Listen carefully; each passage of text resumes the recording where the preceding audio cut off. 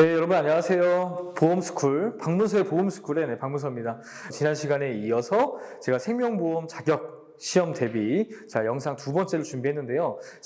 지난 시간 걸로 한번 시청하셨다고 한다면은 이거 별로 뭐 어려운 내용도 아닌 것 같은데 그냥 일반적인 이야기 같은데 라고 하는데, 그렇게 느끼셨다면은 맞습니다. 그거는 1장은 그냥 단순 암기일 뿐인 거예요. 하지만 우리 2장부터는 진짜 보험에 좀 더 깊숙이 들어가기도 하고요. 그리고 실제적으로 저희가 영업, 세일즈를 할 때 실제로 써먹을 것들이 많습니다. 그렇기 때문에 굉장히 내용이 방대하다. 그리고 이거는 단순 암기로만 하려고 한다면은 머리 아프다 라고 생각할 수 있습니다. 그래서 제가 실제와는 좀 다를 수는 있겠지만은 이해를 돕기 위해서 비유도 많이 들 거고, 그리고 좀 쉽게 풀어나가려고 할 거니까요. 너무 걱정하지 마시고 어렵다는데 걱정을 어떻게 안 해? 이렇게 생각하지 마시고 천천히 따라오시게 된다면은 가볍게 또 넘어가실 수 있지 않을까 싶습니다. 네, 각설하고 바로 시작하도록 하겠습니다. 오늘 저희의 진도 나갈 부분은 제2장 생명보험의 이론인데요. 그럼 첫 번째부터 한번 시작해 보겠습니다. 가장 첫 번째 나오는 이론, 우리 보험, 생명보험의 이론의 가장 첫 번째가 뭐냐? 바로 대수의 법칙이라는 이야기 나옵니다. 대수의 법칙. 대수의 법칙. 대수의 법칙? 그 뭐냐? 대수만 한번 생각해 볼까요? 대수. 대수가 무슨 말이죠? 그게 뭐 대수냐? 네, 그런 게 아니라, 큰 수. 큰 수를 얘기하는 거죠. 그래서 이런 걸 제가 예시를 한번 들어볼게요. 지금 이 방 안에 있는 30대 남성들 5명이 있는데 다 암에 걸릴 것이다. 다 암에 걸렸다. 라고 한다면은 제가 이렇게 일반화를 하는 겁니다. 30대 남성들은 다 그냥 암에 걸리는구나. 30대 남성이 암에 걸릴 확률은 100%입니다. 라고 제가 얘기한다면 이게 맞는 말일까요? 틀린 말일까요? 그렇죠. 아니죠. 그리고 오늘 아침에 출근하는 30대 여성분들이 아침에 한 번씩 꽈당꽈당 넘어졌다고 합니다. 한 번씩 다 넘어졌대. 그래서 30대 여성분들은 출근할 때 무조건 넘어진다. 넘어질 확률은 100%다라고 얘기하면 맞을까요? 틀릴까요? 그렇죠. 틀린 이야기가 될 수가 있겠죠. 이런 것처럼 일반화를 하면 안 된다는 겁니다. 적은 수에 가지고 그거를 일반화해가지고 통계를 내면 안 되고 무조건 큰 수를 해야 된다라는 이야기가 될 것 같습니다. 이게 보험에서 굉장히 중요한 이유가 뭐냐면은 한번 읽어보고 시작을 할게요. 어떤 사건의 발생 확률은 1회나 2회의 관찰로는 예측이 어렵지만 관찰의 횟수를 늘려가면은 일정한 발생 확률이 나오고 이 확률은 비슷하게 진행된다라고 되어 있습니다. 한 번이나 두 번, 10명이나 20명, 100명이나 200명 이런 게 아니라 10,000명, 10만 명, 100만 명, 1,000만 명 이런 거를 통계를 가지고 그 안에서 통계를 내야 한다는 거죠. 마치 주사위를 생각하시면 좋으실 것 같습니다. 주사위에서 1이 나올 확률은 5번 던져가지고 1이 다 나올 수도 있잖아요. 그렇죠? 그렇다고 해서 1이 나올 확률이 100%다? 아니겠죠. 무조건 6분의 1의 확률로 이제 발생되는 거 다 알고 계시잖아요. 그거와 마찬가지로 보험도 마찬가지다. 30대, 40대, 50대 혹은 사람이 암에 걸릴 확률은 몇 프로입니다. 여자가 암에 걸릴 확률은 몇 프로입니다. 이런 식으로 큰 수의 그런 통계치를 가지고 보험을 만들어야 한다라는 것입니다. 그래서 보험의 가장 기본적인 이론 중에 하나가 바로 대수의 법칙이라는 게 있을 것 같습니다. 그래서 그 밑에 얘기도 한번 보면요. 단체 가입자 수가 많으면 많을수록 사고 발생률의 정확성이 커진다라고 되어 있습니다. 그럼 이 말은 뭘까요? 가입자가 많으면 많을수록 정확성이 커진다라는 이야기는 보험회사 가입자, 고객이 많은 회사가 오히려 그런 발생률이나 이런 정확도는 굉장히 맞겠구나, 크겠구나라고 생각하시면 좋으실 것 같습니다. 그렇죠? 어렵지 않죠? 그리고 두 번째, 사망률과 생명표 이런 얘기 나옵니다. 첫 번째 법칙은 이거였고, 사망률과 생명표 나옵니다. 사망률과 생명표. 사망률과 생명표가 나오게 됩니다. 사망률 같은 경우에는 무엇이냐 우리가 한번 고민을 한번 해볼게요. 사망률. 고민할 것도 없죠. 몇 프로나 죽었냐 이런 거잖아요. 그래서 여기 써 있는 걸 먼저 읽어보게 되면 사망률은 1년간의 사망자 수 나누기 연초의 생존자 수다라고 얘기하시면 써져 있는데 어렵지 않습니다. 예시를 들어가지고 2021년 1월에 100명이 살고 있었다고 합니다. 근데 2022년 1월에 99명이 됐대요. 그럼 몇 명 죽었죠? 그렇죠. 1명 죽었죠. 사망자는 1명입니다. 1명 사망. 사망자는 1명. 그러면은 연초 생존자 수. 1년간 사망한 수 나누기 연초 생존자 수. 그러면은 1 나누기 100. 그러면 사망률은 1%다. 너무 쉽죠? 이거 계산 문제 안 나옵니다. 그냥 넘어가시면 돼요. 아, 그런 게 있구나. 사망률은 그냥 그런 식으로 계산하는 거구나. 그 정도만 알고 계시면 됩니다. 이것도 어렵지 않죠. 자, 그 다음 생명표. 이건 좀 알고 넘어가셔야 될 것 같아요. 거기 밑에 국민생명표와 경험생명표가 있는데요. 자, 그 두 가지의 차이점을 좀 알고 계셔야 됩니다. 자, 국민생명표와 경험생명표. 생명표와 경험생명표. 자, 이거 같은 경우 차이점을 한번 보게 되면은, 자, 국민생명표 같은 경우에는 그쪽에 밑줄을 꼭 쳐주십시오. 전체 국민 또는 특정 지역의 인구라고 되어 있습니다. 아, 전체 국민이구나. 전체 국민. 전체 국민을 가지고 우리 국민생명표를 만드는 거구나. 자, 그리고 경험생명표 같은 경우에는 그 밑에 써져 있습니다. 자, 생명보험회사나 공제조합 등의 가입자에 대한 겁니다. 가입자. 자, 이게 다르다는 이야기입니다. 이게 무슨 차이가 있어요? 라고 얘기하게 되면은, 자, 이것도 이해를 돕기 위해서 제가 그냥 설명을 드리겠습니다. 자, 만약에 모든 회사가 국민생명표를 사용하고 있었다라고 한다면은, 보험에 가입했든, 보험에 가입하지 않았든, 우리나라 전체 5천만 인구가 암 발생률은 몇 프로다? 십자인대 수술할 확률은 몇 프로다? 심근경색에 걸릴 확률은 몇 프로다. 그거를 통해서 보험료를 산출해낸다고 하는 겁니다. 그런데 그렇게 되면은 전체 국민, 모든 회사가 전체 국민을 대상으로 그 통계치를 낸다? 그럼 보험료는 회사마다 다 동일할 수밖에 없겠죠. 그렇죠? 자, 근데 경험생명표라고 한다면은 가입자에 대한 통계이기 때문에 A 회사에서 암에 걸릴 확률, B 회사에서 암에 걸릴 확률, C 회사에서 암에 걸릴 확률. 자, 이 굉장히 다 다르다는 겁니다. 자, 그럼 우리가 예시를 한번 들어볼까요? 자, A 회사 같은 경우에서는 가입자가 암에 걸릴 확률이 20%였다고 칩시다. 자, B 회사 같은 경우에는 그 가입자들의 암 걸릴 확률이 33%였다고 봅시다. C 회사 같은 경우에는 암에 걸릴 확률이 10%였다고 볼게요. 자, 그럼 이럴 경우에 위험 발생률, 암 발생률을 통계치를 내서 경험생명표를 가지고 보험료를 산출해낸다. 그러면 어디가 제일 저렴할까요? 어디가 제일 저렴할까요? 맞습니다. 바로 C 회사가 가장 저렴할 수밖에 없다는 겁니다. 왜, why? 자, C 회사에 있는 그 보험을 이제 판매하시는 분들 같은 경우에는 이제 보험을 만드시는 분들은 느끼는 거죠. 우리 가입자들은 암 발생률이 별로 없어. 그러니까는 암 보험을 우리는 좀 더 저렴하게 판매할 수도 있겠다라는 생각이 드는 거고요. B 회사 같은 경우에서는 우리는 암 발생 확률이 다른 데보다 높아.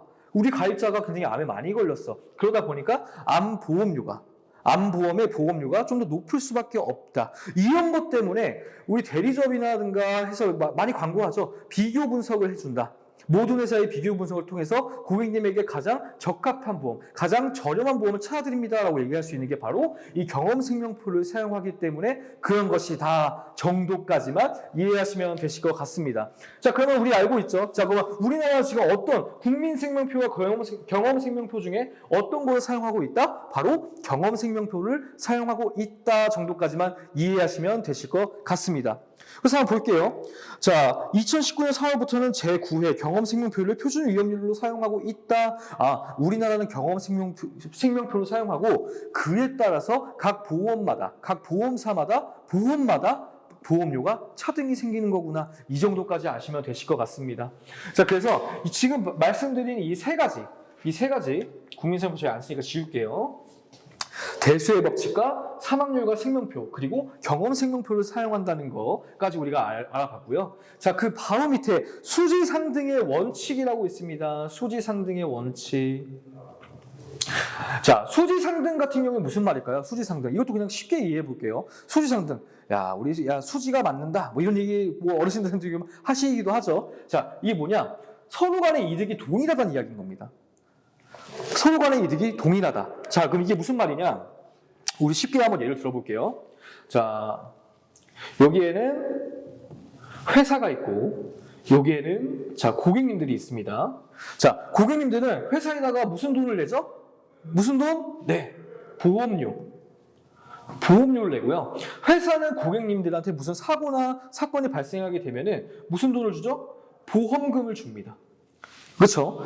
자, 내가 암 걸릴 수도 있고, 내가 다칠 수도 있고, 내가 다른 질병에 걸릴 수 있으니까는 그거 나 걸리게 되면 그때 나 보장해줘야 돼 하는 의미로 보험료를 우리가 지불을 하고 있습니다. 회사한테. 그리고 회사는 너네 돈 내주면은 내가 걱정 없이 보장해줄게라고 약정을 하고 보험금을 지불을 해줍니다. 자, 수지상등의 원칙은 이 두 가지의 값이 같다라는 겁니다. 같다라는 거. 이거 좀 이상하지 않으세요?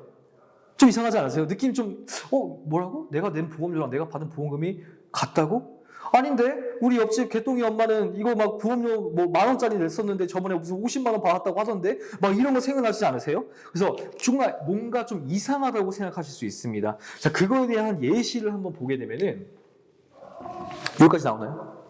오케이.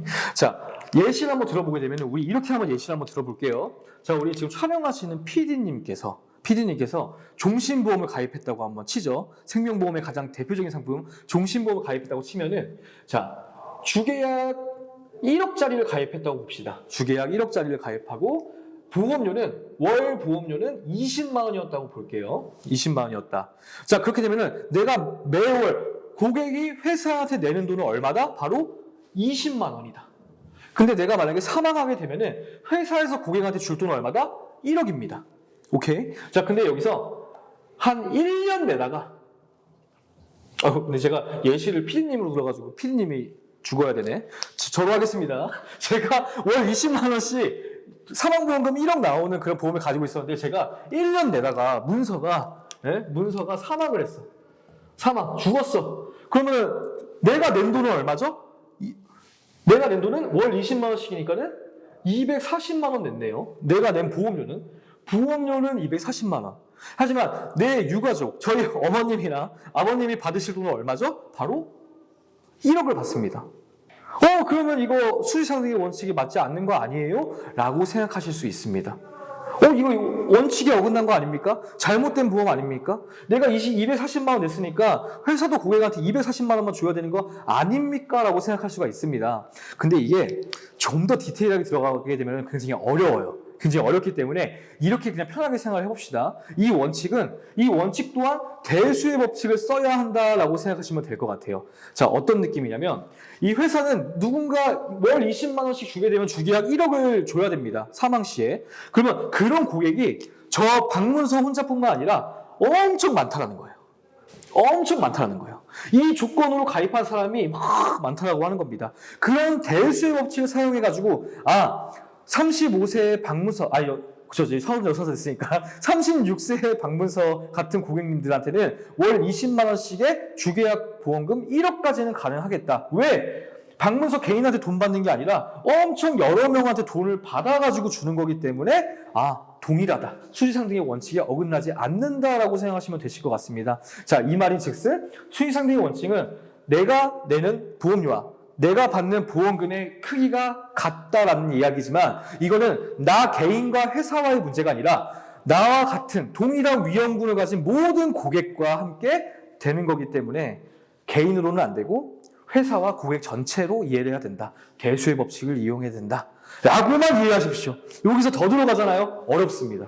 더 들어가면 어렵기 때문에 이 정도까지만 이해하시게 되면은 우리 보험의 이론, 생명보험의 이론의 가장 큰 부분 4가지를 해결했다고 보시면 되실 것 같습니다. 대수의 법칙, 큰 거, 무조건 큰 통계를 가져야 된다. 사망률과 생명표는 우리나라 경험생명표를 사용한다고 하는 거. 수지상등의 원칙은 나와 회사, 개인 대 회사가 아니라 고객 전체와 회사가 보험료와 보험금의 크기는 같다. 이렇게만 생각해 주시면 될 것 같습니다. 이거 더 이상 이걸 너무 궁금해하지 마세요. 아마 궁금해하시는 저희 회사 직원들도 있었었는데 그거 고민해봤자 제가 설명을 해도 좀 어렵습니다. 그러니까는 안 하셔도 된다는 거 그냥 여기까지만 이해하시면 됩니다. 자, 그리고 나서 넘어가 보겠습니다. 자, 이제는 우리 실무적으로도 이제 우리가 써먹을 수 있는 것들에 대한 이야기가 나옵니다. 자, 그 다음 생명보험의 계약 관계자 나옵니다. 계약 관계자. 자, 그러면은 우리 관계자라고 한다면은 계약을 할 때 참여하는 사람들을 얘기하겠죠. 자, 계약자 당연히 있을 거고요. 그리고 이번엔 좀 글씨가 잘 써지는데요. 자, 피보험자. 자, 그리고 수익자 있습니다. 자, 이거 3가지를 비교할 수 있으면은 끝이라는 겁니다. 자, 3가지를 내면 끝이는 건데, 자, 계약자 어떤 사람일까요? 그냥 말 그대로 한번 생각해 볼까요? 계약자. 네. 다들 그렇게 말씀하십니다. 계약하는 사람이요. 맞습니다. 계약하는 사람인데 이렇게 생각하시면 더 쉬우세요. 어떤 사람? 돈을 내는 사람?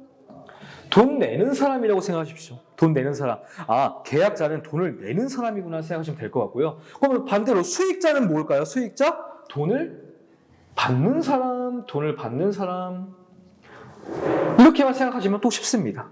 쉽습니다. 자, 그럼 피보험자는 누굴까요? 무엇일까요? 라고 얘기를 하게 된다면은, 자, 이것도 제가 한번 예시를 한번 해볼게요. 자, 이번에는 우리 PD님이, 역시 이것도 제가 하겠습니다. 자, 예시를 한번 들어보겠습니다. 자, 예시로. 자, 계약자 같은 경우가 우리 PD님이에요. 그리고 피보험자가 우리 문서입니다. 문서. 그리고 수익자가 PD님입니다. 자, 사망보험금 10억, 100억으로 할까요? 100억짜리 보험을 가입했다고 치죠.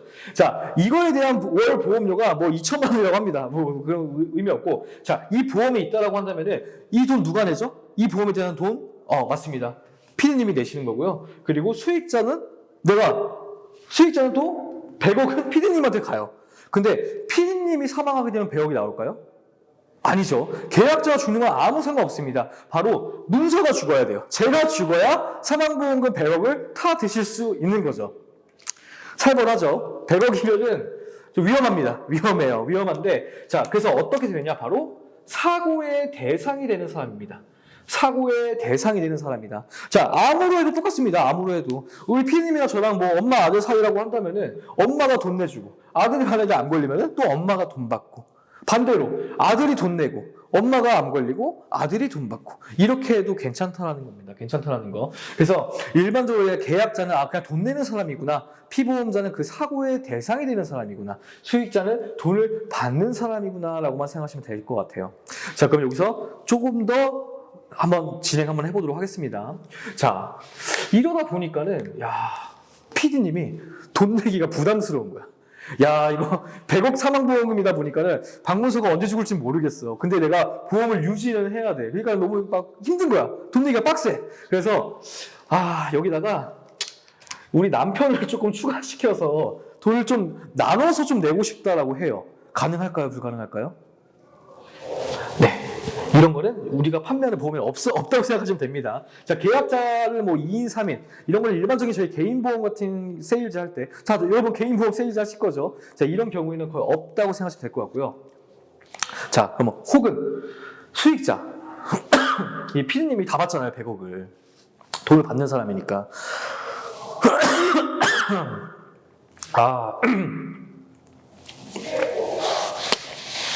자, 피디님은 돈을 받는 사람이잖아요. 근데 100억을 받는 건데, 문서가 좀 열이 받는 거야. 아니, 그래도 내 목숨값인데, 여기다가 우리 엄마, 우리 아빠를 좀 추가를 좀 해주세요 라고 내가 얘기를 했어요. 이건 가능할까요? 이거는 가능합니다. 가능합니다. 그 말인 즉슨, 돈 내는 사람은 우리 그냥 1인이다. 기억해 주시고요. 수익자 같은 경우에는 여러 명이어도 된다라고 생각하시면 되실 것 같습니다. 여러 명이어도 된다. 자, 그러면 사고의 대상, 피보험자. 피디님이 또 욕심이 생겼어. 이게 문서가 죽을 확률만 기다리고 있다 보니까는 너무 좀 오래 기다릴 것 같아. 오래 기다릴 것 같아.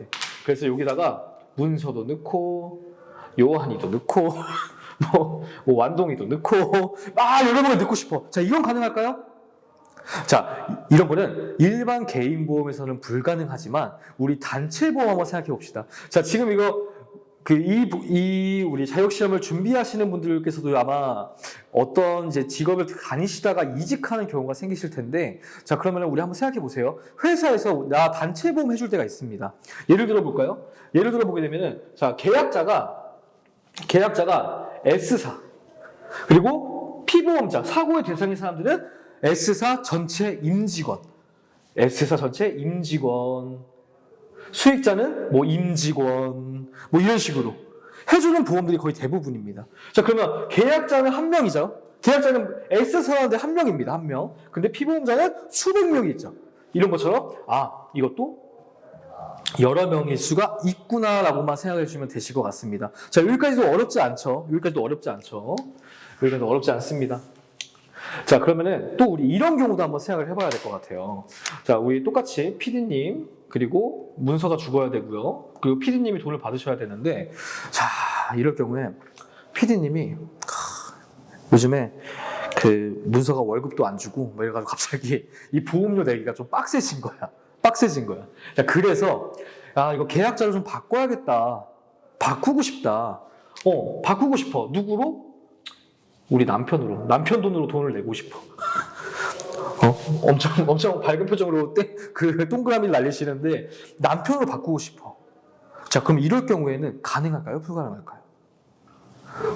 맞아요. 가능할 것 같습니다. 가능한데 계약자를 바꾸는 거 가능합니다. 하지만은 계약자가 아까 무슨 사람이라고 했죠? 돈 내는 사람이라고 했습니다. 자, 그럼 보험회사는 자기한테 돈 내는 사람이 중요할까요? 자기 돈을 줄 때 이제 받을 사람이 중요할까요? 바로 내는 사람이 중요하다는 겁니다. 근데 이거 또 남편분으로 했는데 좀 예시드리기가 좀 그렇네. 자, 이분이 연봉이 10만 원이에요. 자, 그러면 이거를 낼 수 있어요, 없어요? 월 보험료가 막 2천만 원 막 되는데 이거 낼 수 있어요, 없어요? 못 내죠. 그렇게 되면은 이 보험사에서 보험 계약자를 바꾸는 건 가능하지만 심사를 통해서만 변경할 수 있다라고 얘기를 하는 겁니다. 변경할 수 있다. 이런 경우가 존재하는 거고요. 그러면 수익자 같은 경우에 남편분이 돈이 많아. 예를 들어서 돈이 많아. 그래서 야, 여보, 내가 돈 다 내는데 왜 네가 받냐? 이것도 나로 바꿔 했어요. 가능할까요? 불가능할까요? 가능하다는 겁니다. 이거는 별도의 심사가 필요가 없습니다. 그냥 가능하다라고만 생각하시면 되실 것 같습니다. 자, 여기까지도 어렵지 않죠? 자, 그래서 쭉 얘기를 했는데 이 중에서 지금 계속 우리 뭐 남편으로 바꿨다가 피디님도 나눠서 냈다가 우리 엄마 아빠 넣었다가 했는데 사실 이 중에서 가장 기분이 나쁜 사람 누구예요? 바로 접니다. 야, 피디님, 왜 내 목숨 깎아가지고, 내 사망보험금 가지고, 왜 자꾸 누굴 주네, 바꾸네, 어쩌네, 이러세요. 할 수가 있잖아요. 자, 이런 식으로 계약자와 피보험자가 상이하다. 계약자가 피디님이라고 해도 우리가 아무리 친하지만은 타인의 사망을 보장할 때는, 저랑 남남이잖아요. 그렇죠? 타인의 사망을 보장할 때는 이 피보험자의 서면 동의가 필요하다까지 외우시면은 아주 완벽합니다. 아니, 맞잖아. 근데 만약에 남편분이 여기 우리 피디님을 넣었어요. 자, 이런 부부 사이니까는 가능할까요? 부부 사이인데 뭐 어때? 부부 사이니까 괜찮을까요? 이것도 안 된다. 엄연히 타인이기 때문에 피디님이 서면 동의, 오케이, 내 사망보험금 내가 가입할게라는 서면 동의, 서명이 안 들어가게 된다고 한다면은 이것 또한 무효다라고 하는 겁니다. 무효다. 서면 동의가 없으면 무효다. 이게 쓰시면 되실 것 같습니다. 자, 여기까지 기억을 하시게 된다면은 보험계약 관계자에 대한 내용은 아주 퍼펙트하게 되어 있다라고 생각이 될 것 같습니다. 계약자 돈 내는 사람, 수익자 돈 받는 사람, 피보험자는 사고의 대상이 되는 사람이고요. 자, 그리고 계약자는 여러 명일 수가 없다. 그리고 피보험자는 여러 명이 된다. 자, 단체보험 우리 얘기했었죠. 자, 수익자 여러 명 상관없다. 나눠먹기 가능하다는 겁니다. 자, 그리고 타인의 사망을 보장을 할 때는 서면 동의, 이 피보험자의 서면 동의가 없을 경우에 그 계약은 무효 처리가 된다라고 하는 거.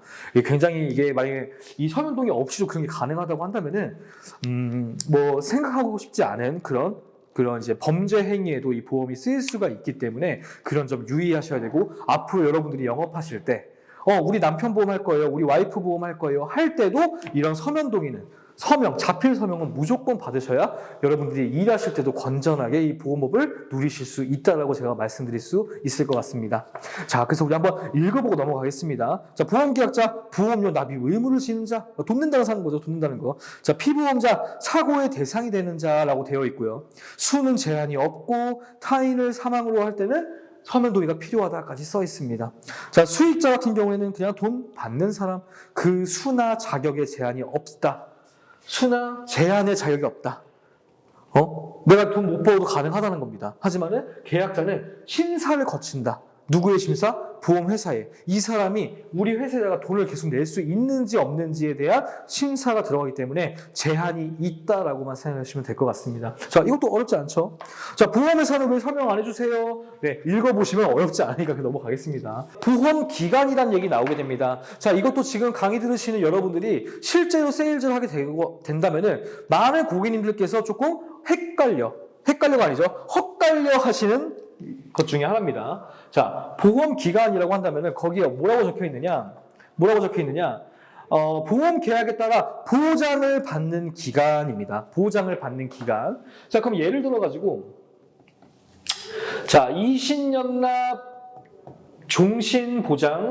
종신보장, 생명보험이 있다고 치죠. 생명보험이 있다고 치겠습니다. 그리고 월보험료는 20만 원이고요. 주계약, 이 사망보험금 같은 경우에는 얼마다? 1억이다. 이렇게 해둘게요. 이렇게 해두겠습니다. 자, 그러면, 자, 여기서 이 20년이라고 하는 거는, 제가 여기까지 했습니다. 자, 보험료 납입기간일까요? 보험기간일까요? 오케이. 여기 써져 있죠. 보험료 납입기간이다. 그럼 이 기간 동안에 내가 돈을 내는 기간입니다. 돈을 내는 기간. 자, 보험료 납입기간 해주시면 됩니다. 그리고 종신까지라고 했잖아요. 언제 죽을지 모르겠지만은 종신까지 저 사망보험금을 보장해주겠다. 여기까지가 무슨 기간? 바로 보험기간입니다. 보험기간. 그래서 이런 것들을 많이들 일반적인 저희가 상담을 하게 되거나 지금 보험을 처음 접하시는 분들 같은 경우에 좀 헛갈려 하실 수가 있습니다. 자, 보험료 납입 기간을 보통 분들이 만기 되면요, 막 이런 얘기를 많이 해요. 만기 된다라고 얘기하는 거는 보험 기간이 끝났다라고 얘기하는 겁니다. 보험이 끝났다. 그래서 납입 기간과 보험 기간, 내가 보장을 받는 기간 이거 무조건 알고 계셔야 되고요. 보통은 이 보험 기간을 우리가 세일즈 할 때도 많이 씁니다. 그렇게 설명을 많이 드리는데 우리 시험이니까 좀 더 볼게요. 자, 책임 기간. 보험회사가 고객님을 책임져주는 기간이라고도 얘기를 하고요. 위험 기간. 고객님이 위험한 기간라고 생각하시면 될 것 같습니다. 납입이 완료했다고 내가 위험이 안 해지는 거 아니잖아요. 그렇죠? 자, 그래서 종신까지 내가 위험한 기간이다. 보험회사가 나를 책임져주는 기간이다. 이런 것들을 보험기간이라고 한다라고까지만 생각을 하시면 되실 것 같습니다. 자, 이것도 전혀 어렵지 않죠? 한 번만 딱 이해만 또 하면은 외우지 않으셔도 그냥 자연스럽게 나오실 겁니다. 자연스럽게. 자, 그래서 이 보험료 납입 보게 되면요. 거기 밑에 보면은 보험료 납입은 매년 1회 하는 것이 원칙이다라고 되어 있습니다. 뭐지? 보험료 납입이 매년 1회가 원칙이라고? 아닌데? 나 매달 내는데? 라고 지금 생각하실 거예요, 아마. 많은 고객님들이 다 매월 납을 하니까는. 근데 원칙은 매년 1회, 연납이 원래 원칙이고요. 편의를 좀 하기 위해서 월납으로 하게 된다라고 생각을 하시면 될 것 같습니다. 자, 그래서 똑같이 다시 보험료 납입기간 있고요. 그리고 여기 이렇게 보장기간이 있다라고 한다면은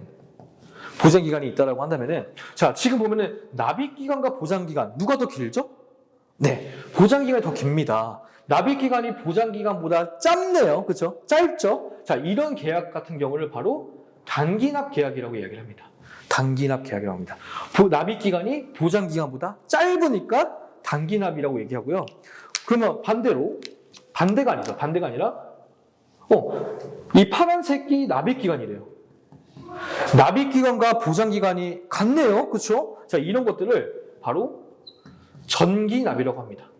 전기간 돈을 낸다 해가지고 전기납.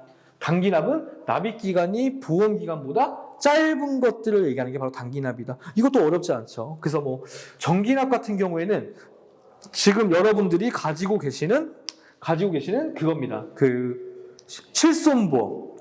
실손보험이 전기납의 가장 대표적인 그겁니다. 그래서 우리 지금 가지고 계신 게 어떤 건지 모르겠지만은 1년 납 1년 만기, 3년 납 3년 만기 이런 것들 가지고 계실 거예요. 그런 것처럼 이제 전기납이 있고 갱신보험 같은 경우 10년 납 10년 만기, 20년 납 20년 만기. 이거 똑같네. 그러면 이런 게 전기납 상품이구나라고 기억을 하시면 되실 것 같습니다.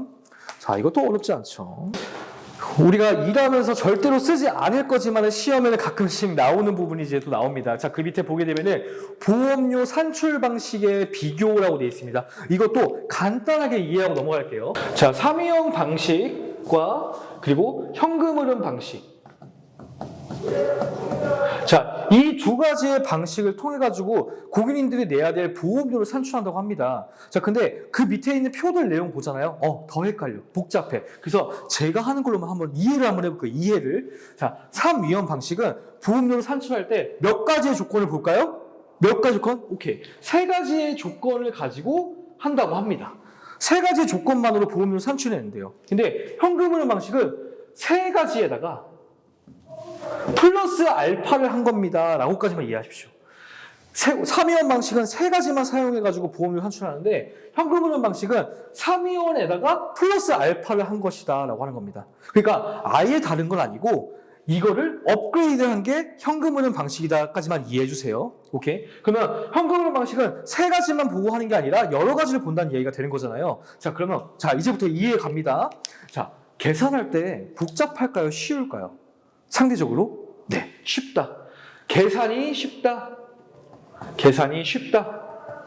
자, 현금흐름 방식 그러면 상대적으로 계산이 쉬울까요? 어려울까요? 어렵다. 계산하기가 어렵다.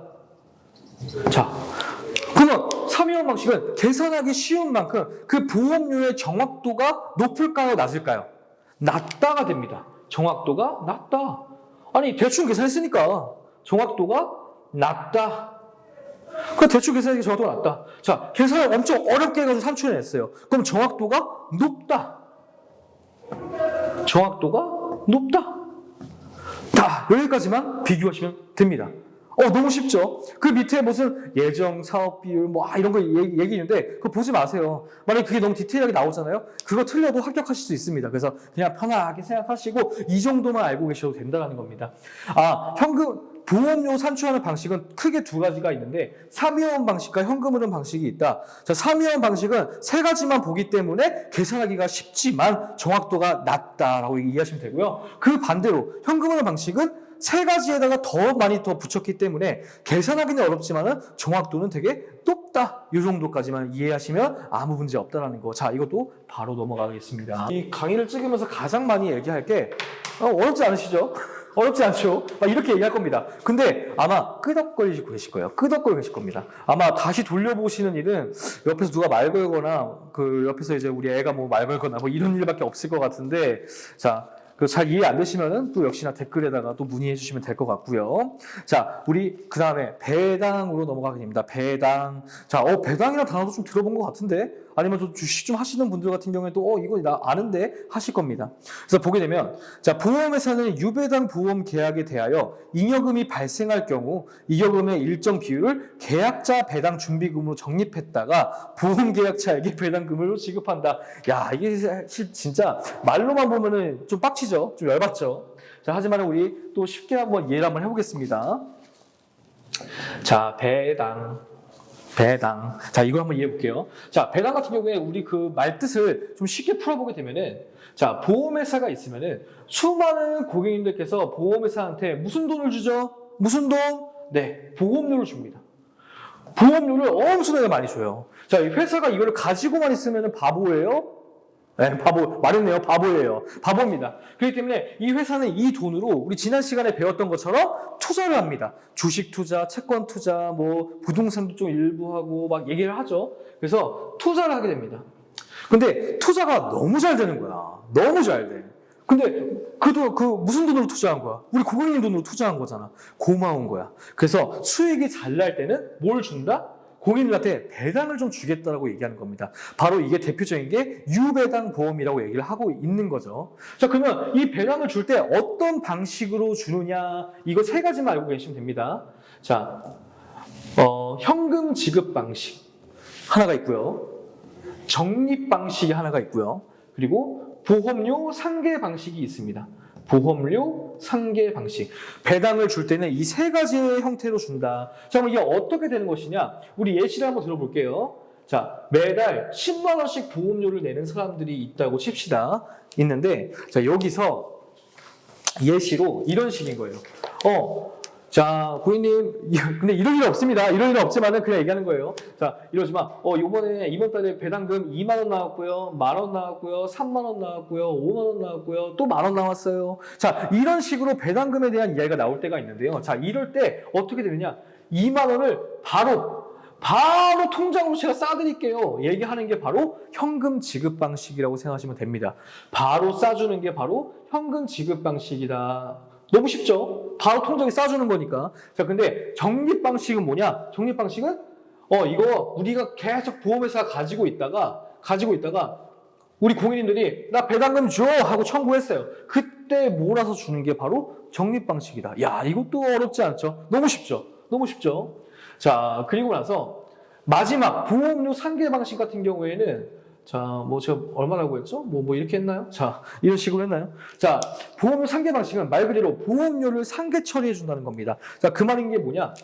이번 달에 2만 원의 그 배당금이 나왔으니까요. 다음 달 8만 원만 내세요. 10,000원 나왔으니까 다음 달 9만 원만 내세요. 5만 원 나왔으니까 다음 달 5만 원만 내세요. 자, 이런 식으로 보험료를 할인해 준다. 보험료를 깎아 준다. 얼마만큼? 내가 회사가 투자해서 생긴 배당금만큼 그 정도는 그냥 깎아 준다. 이렇게까지만 생각하시면 되실 것 같습니다. 이렇게까지만.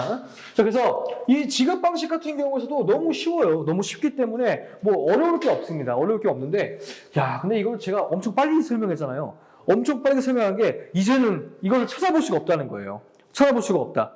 왜 찾아볼 수가 없어요? 나도 이런 보험 있으면 가지고 싶어요. 네, 가지실 수 없을 겁니다. 자, 왜냐면은 우리 TV나 홈쇼핑이나 무슨 인터넷 광고할 때 무슨 상품 있잖아요. 그럼 그 앞에 뭐라고 나오냐? 무배당 땡땡땡, 무배당 땡땡땡 안보험, 무배당 땡땡땡 치아보험, 무배당 땡땡땡 종신보험. 자, 이런 식으로 요즘에는 이런 식의 유배당 상품들이 나오는 게 아니라 무배당 상품들이 거의 주를 이룬다는 겁니다. 그럼 무배당. 여러분, 만약에 지금 이런 거 판매한다고 하면 받으실 거예요? 가입하실 겁니까? 네, 맞습니다. 저라도 유배당 보험이 있다고 한다면 가입을 할 것 같습니다. 할 것 같아요. 하지만, 보험회사는 그거를 판매하고 싶을까요? 판매하고 싶지 않을까요? 쉽지 않아요. 판매하기 싫은 거야. 아니, 우리가 투자 잘해가지고 그 돈이 좀 이득이 많았던 건데, 이걸 왜 고객한테 돌려줘야 돼? 좀 그런 거야. 그래서 무배당 보험이 많아졌다. 사실은 그렇지 않을 수 있습니다. 근데 이해를 돕기 위해서 그렇게 얘기한다는 거. 자, 그래서 요즘 같은 경우에는 유배당 보험은 찾아보기가 쉽지 않고 보통 무배당 보험이 많이 생겨난다라고 생각하시면 됩니다. 자, 그럼 무배당. 그럼 이 배당도 없는 보험을 판매하는 거예요? 네, 맞습니다. 근데 나는 유배당 가입하고 싶어요. 아니요, 저희 판매 안 합니다. 그럼 나 무배당 가입하면 이득이 되는 게 뭐예요? 이득이 되는 게 뭐예요? 저희가 배당을 안 해드리는 대신에 원래 유배당 하셨으면 10만 원짜리 보험인데 저희가 7만 원에 드릴게요. 자, 이런 식으로 보험료를 할인해주고 있다고 하는 겁니다. 무배당 보험료는 유배당 보험보다 보험료가 저렴하다. 이 정도까지만 이해하시면 뭐 이 배당 관련돼 가지고는 전혀 또 손댈 게 없을 것 같네요. 손댈 게 없을 것 같습니다. 실제로 뭐 유배당 보험이라고 한다면 가장 근사한 거, 좀 근접치에 가까운 게 바로 요즘에 저희 뒤에 배울 변액보험 생각하시면 되실 것 같습니다. 실제 투자에 대한 그런 수익률이나 투자에 대한 결과 같은 경우를 고객님한테 돌려주는 거니까요. 그렇기 때문에 뭐 가능하다라고 생각하시면 되실 것 같습니다. 자, 이렇게 배당까지 한번 알아봤는데요. 자, 이 다음에 나오는 이야기. 자, 배당 같은 경우에 사실 여러분들이 이제 어떤 뭐 치아보험, 안보험, 종합보험 이런 거 세일즈 할 때 뭐 할 말이 없어요. 할 기회가 없으실 겁니다. 뭐 변액보험 판매할 때도 배당에 대한 얘기 같은 경우에는 그렇게 쉽게 나오지 않을 거라고 예상이 되는데요. 자, 지금부터 할 얘기들은 굉장히 세일즈에 좀 밀접하면서도 그리고 입 밖으로도 많이 좀 꺼낼 수 있을 만한 단어들이 많이 나오게 됩니다. 자, 그래서 한번 보도록 할게요. 자, 그 다음에 바로 나오는 게 바로 보험 계약의 성립 요건이라고 나옵니다. 보험 계약이 성립되려고 한다면 이런 요건이 있어야 된다는 건데 그게 어떤 것이냐? 바로 고객의 그리고 회사에 각각의 권리를 행사하는 건데요. 자, 고객 같은 경우에는 회사한테 청약을 합니다. 청약을 합니다. 자, 이 청약이라고 한다면 이게 무슨 말이냐? 우리 주택청약 뭐 이런 것도 하잖아요. 그쵸? 자, 이 보험 계약을 계약하고 싶어라고 요청한다. 그냥 이렇게 생각하십시오. 계약을 하고 싶다고 요청을 하는 겁니다. 그렇게 되면 회사가 고객님의 그런 자료들을 보면서 오케이, 승낙을 하거나 거절을 할 수가 있다까지는 머릿속에 담아 두시고 이제 시작하는 겁니다. 자, 청약을 해서 승낙이 됐다. 주택 청약했는데 아파트 하나 됐다. 그러면 이제 성립한 거잖아요. 자, 보험도 마찬가지다. 고객이 회사한테 나 계약하고 싶어 요청하게 됐을 때 오케이, 이거 내가 받아줄게 라고 한다면은 된 거. 만약에 거절하게 된다면은 그냥 보험 계약이 성립이 안 한다는 거, 여기까지는 알고 계시면 될 것 같습니다. 자, 그리고 나서 우리 이제 그 다음 밑에 있는 청약 철회로 넘어가 보겠습니다. 청약 철회.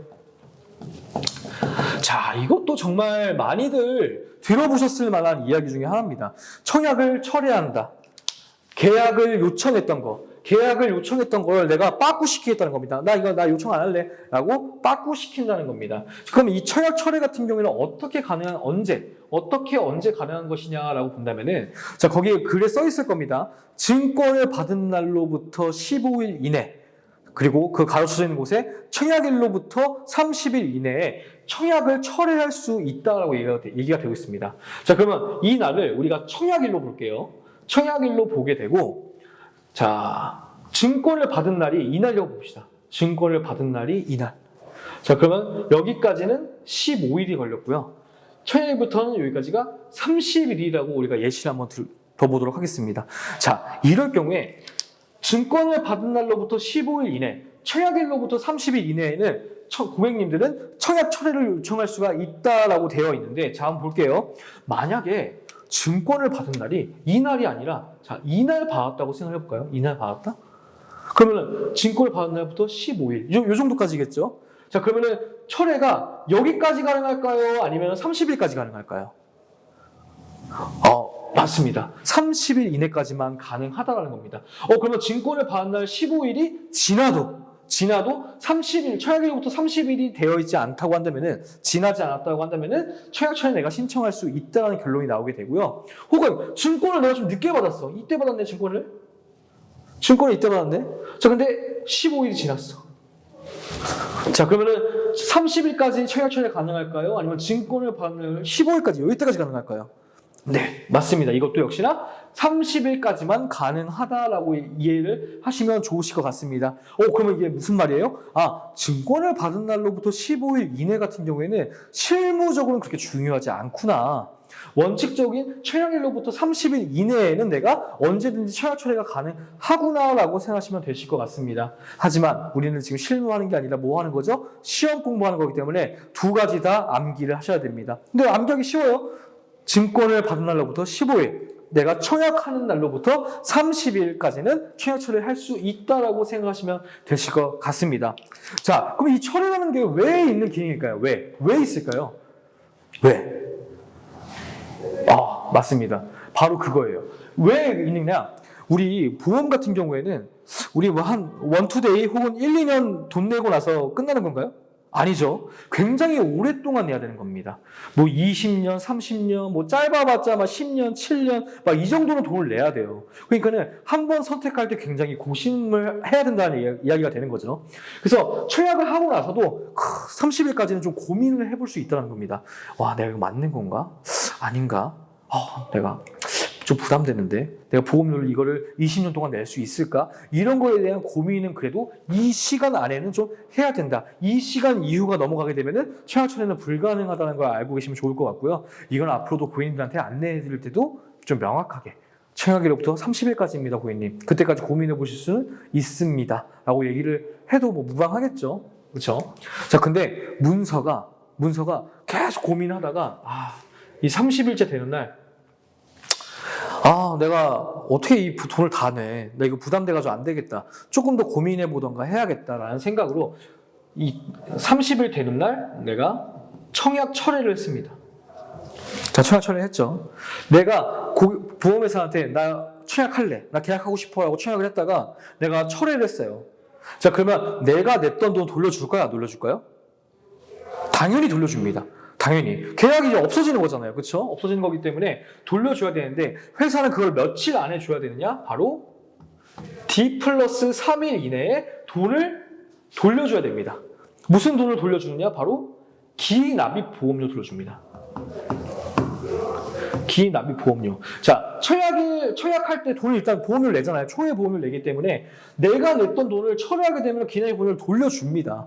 며칠 이내에? 3일 이내에. 이 3일 이내는 주말 빼고입니다. 3영업일 이내에 분명히 회사는 돈을 돌려줘야 된다라고 되어 있습니다.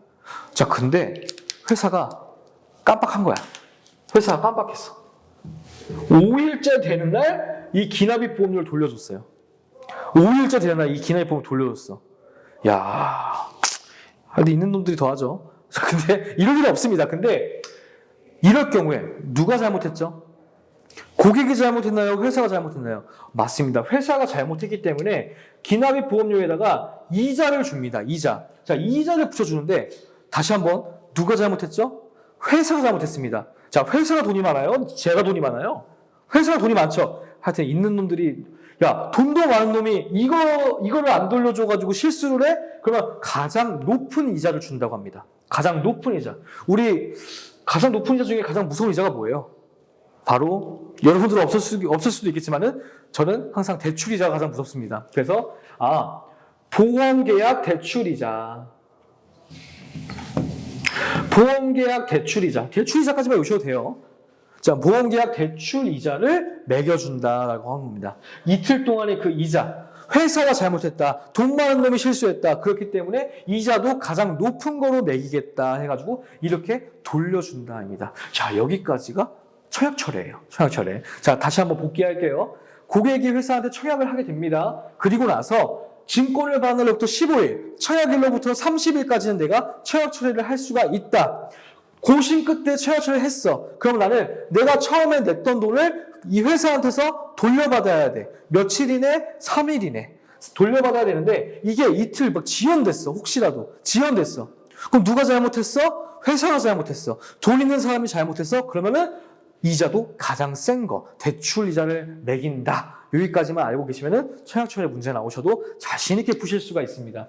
그래서 한번 읽고 넘어가면요. 자, 보험증권 15일 나오고요. 청약일로부터 30일 이내라는 이야기 나옵니다. 자, 그 다음 청약철회 불가계약은 제가 좀 이따 설명드리고요. 기납입 보험료 반환 얘기 나오죠. 말씀드렸죠. 내가 처음에 청약할 때 냈던 돈 돌려준다는 이야기가 될 것 같습니다. 근데 만약에 늦어지게 될 경우에는 지연이자, 그 이자 중에서도 회사가 잘못했으니까는 가장 높은 이자를 매겨준다. 여기까지 기억하시면은 뭐 청약철회는 뭐 없습니다. 청약철회 뭐 없어요. 자, 근데 이런 경우 있어. 문서가 고민하다가 청약철회 했어. 이게 안보험이야, 안보험. 예를 들어서 쉽게 예를 들어서 안보험이에요. 청약철회 했는데 내가 아직 돈을 못 돌려받았어. 돈은 내가 이날 받았대. 이날. 돈을 이날 받았대. 이날 기나입고 돌려받았는데 내가 이날에 암 진단 받았어. 보장 받을 수 있을까요? 없을까요? 돈은 아직 못 받았어. 돈은 아직 못 받았는데 청약철회 신청을 했지만은 돈은 아직 안 받았어. 근데 내가 이때 암이 걸렸어. 이럴 때는 보장이 안 됩니다.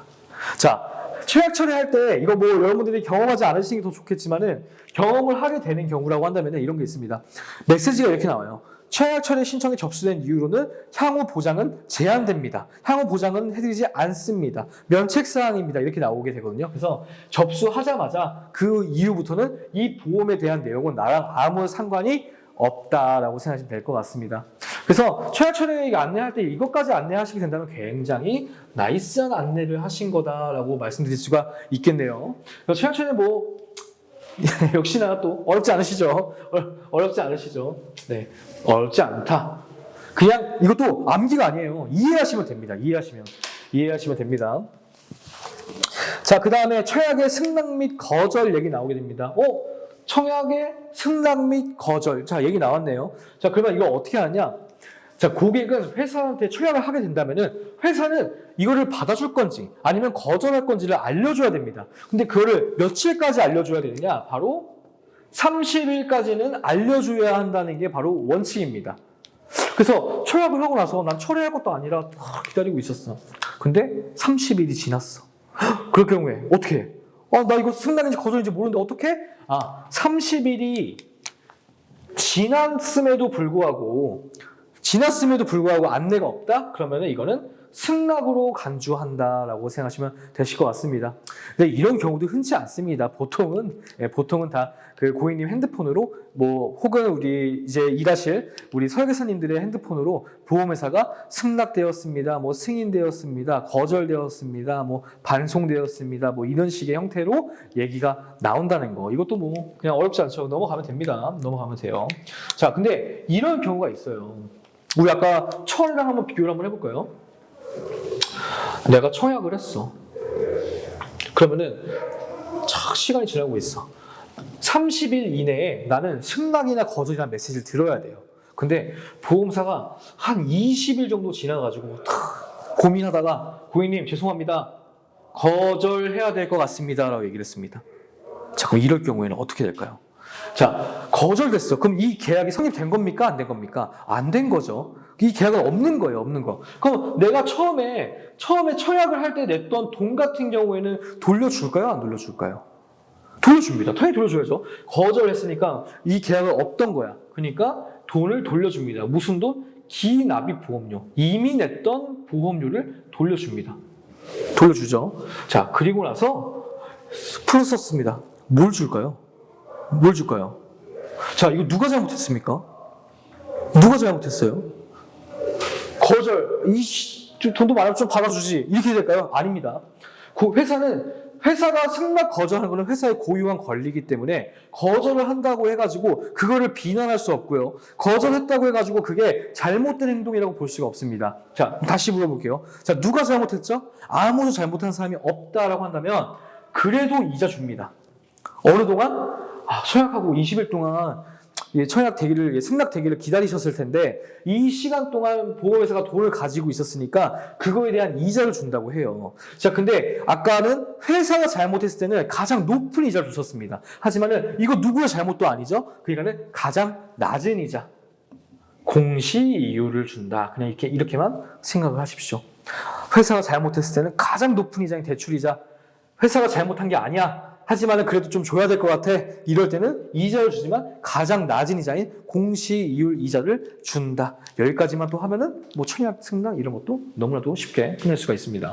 제가 이런 강의를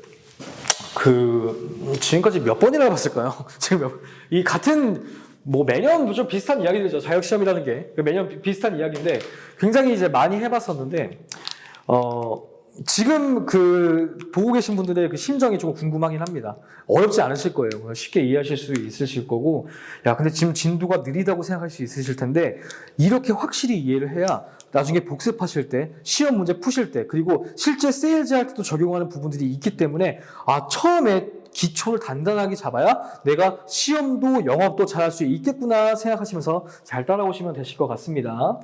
자, 그 다음에 보험 계약의 효력 가겠습니다. 보험 계약의 효력. 자, 보험 계약의 효력을 한번 알아보도록 하겠습니다. 효력. 자, 보험 계약의 효력이라는 게 무슨 말이에요? 이 보험 계약이 나를 지금 지켜주고 있는 건가, 안 지켜주고 있는 건가? 자, 되고 있는 거냐, 안 되고 있는 거냐? 실제로 오늘 돈 내는데 내일 보장되나요? 이런 일을 많이 듣잖아요. 자, 그래서 그런 걸 얘기하는 겁니다. 자, 그러면 여기서 말 그대로 역시 똑같이 청약을 할 수밖에 없어요. 청약을 하고 돈을 냅니다. 그쵸? 초의 보험료를 내게 돼요. 저 이럴 경우에 30일이라고 봅시다. 이게 뭐예요? 네, 30일이라고 봅시다. 자, 30일 동안에 승낙이든 거절이든 받아야 돼요. 받아야 돼. 그럼 예를 들어서 승낙을 이때 받았다고 칩시다. 이 계약은 승인이 된 거예요. 근데 승낙 전에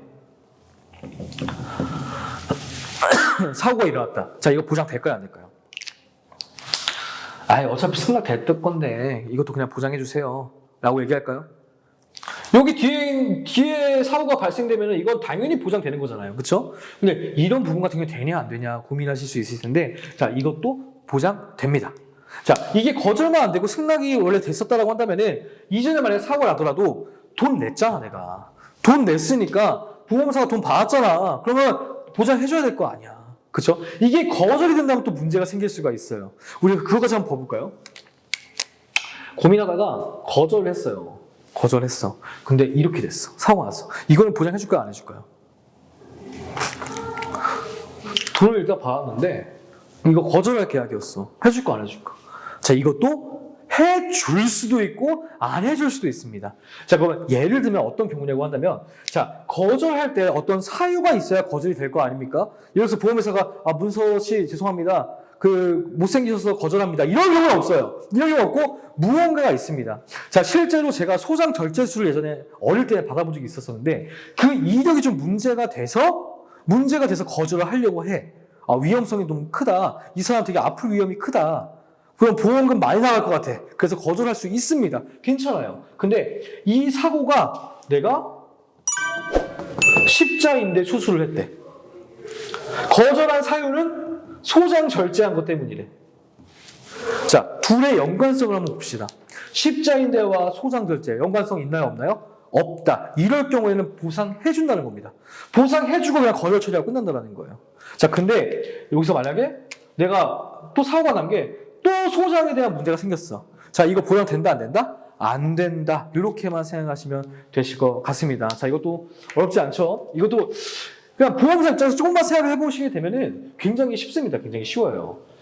굉장히 쉽습니다. 돈을 내면 일단 보장은 시작돼.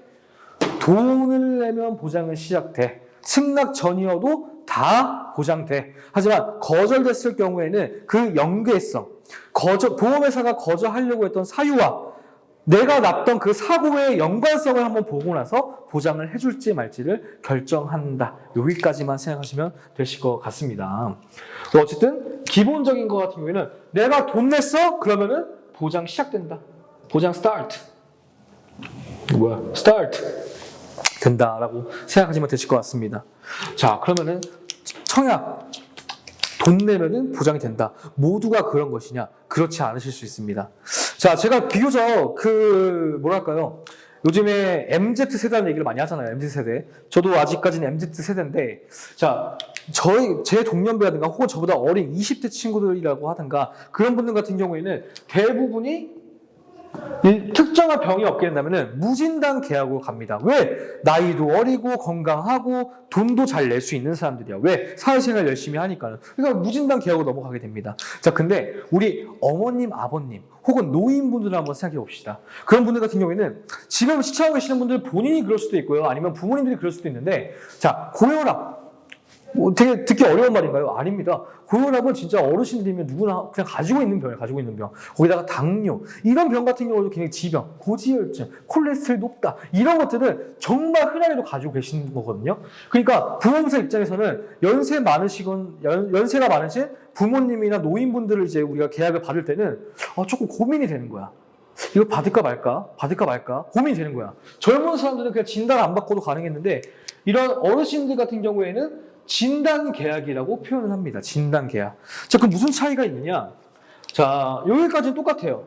여기까지는 어차피 청약을 하고 청약할 때 돈 내는 것까지 똑같습니다. 똑같아요. 근데 이걸 심사에 필요한 진단까지 받으라는 이야기입니다. 심사에 필요한 진단까지 받아라. 자, 그러면 이럴 경우에 보장은 언제부터 시작이 될까요? 보험계약의 효력은 언제부터 발생될까요? 아까 무진단 계약 같은 경우에는 돈 내면 바로 시작이었어. 돈 내면 바로 시작이었어. 근데 진단 계약 같은 경우에는 돈은 냈어. 근데 진단도 받아야 된대. 자, 이럴 경우에는 돈과 진단 두 가지가 완료된 시점부터 효력이 발생한다라고 생각하시면 될 것 같습니다. 효력이 발생한다라고 생각하시면 될 것 같습니다. 너무 쉽죠?